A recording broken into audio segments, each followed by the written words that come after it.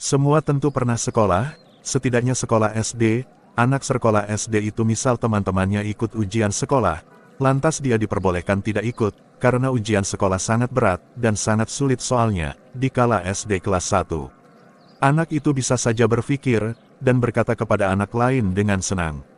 Wah, guru saya sangat sayang sama saya, karena sayangnya sama saya, maka saya dibolehkan tidak usah ikut ujian kelas, karena ujian kelas sangat berat dan sulit, jadi guru saya tak ingin saya kesusahan, dan kesulitan, maka saya tidak usah ikut ujian kelas, dan anak itu bisa saja bangga, karena merasa paling disayang gurunya. Setahun berlalu, anak-anak lain naik kelas, dan hanya anak satu itu yang tak naik kelas, laga ikut ujian. Setahun 2 tahun, sampai 60 tahun berlalu, anak yang dulu tak ikut ujian itu, usianya sudah hampir 70 tahun, karena tak pernah ikut ujian juga, maka sampai jalannya sudah pakai tongkat, dan kalau sudah batuk, maka sambung menyambung sampai 100 kali lebih, dan kalau nafas sudah ngik-ngik, jalannya juga sudah gemetar, dia masih kelas 1.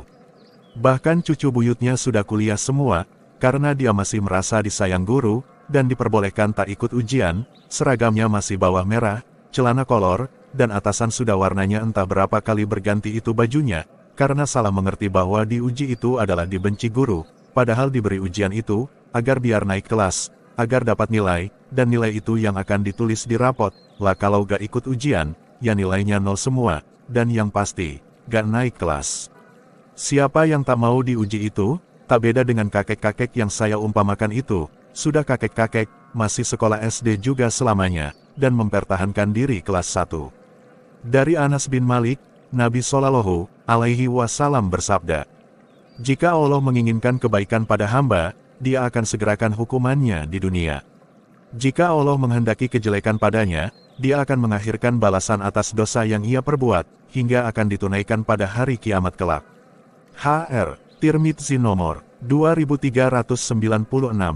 Juga dari hadits Anas bin Malik, beliau Shallallahu Alaihi Wasallam bersabda, sesungguhnya pahala besar karena balasan untuk ujian yang berat.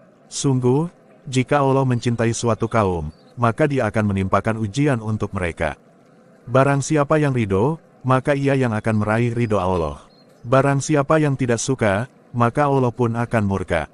H.R. Ibnu Majah nomor 4031. Semoga paham.